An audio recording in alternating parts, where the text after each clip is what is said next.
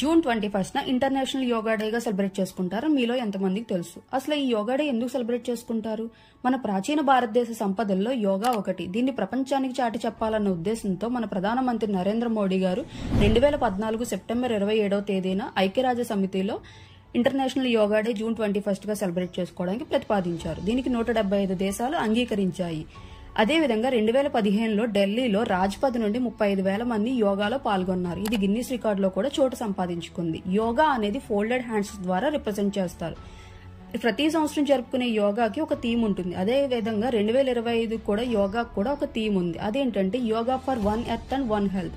దీని ద్వారా ప్రపంచమంతా యోగా ద్వారా ఆరోగ్యంగా ఉండాలని చాటి చెప్పాలన్న ఉద్దేశంతో ఈ థీమ్ అనేది ప్రతిపాదించారు.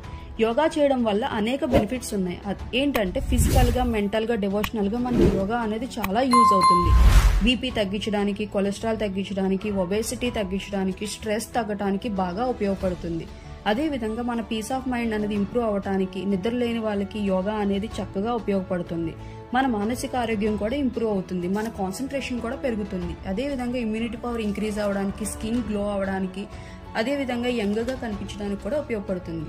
ఇది ఏ ఏజెస్ వాళ్ళైనా చేయొచ్చు. అదేవిధంగా ప్రెగ్నెంట్ లేడీస్ కూడా యోగా చేయొచ్చు, కానీ ఒక ప్రాపర్ గైడెన్స్ ద్వారా మాత్రమే చేయాలి. దీని ద్వారా ప్రెగ్నెంట్ లేడీస్ కి ఫ్లెక్సిబిలిటీ అనేది ఇంప్రూవ్ అవుతుంది, మజిల్ అనేది స్ట్రెంథన్ అవుతుంది, స్ట్రెస్ తగ్గడానికి ఉపయోగపడుతుంది. అదేవిధంగా నార్మల్ డెలివరీ అవడానికి కూడా ఉపయోగపడుతుంది. ఈ వీడియో కనుక మీకు ఇన్ఫర్మేటివ్గా అనిపిస్తే మీ ఫ్రెండ్స్ అండ్ ఫ్యామిలీస్ కి షేర్ చేయండి.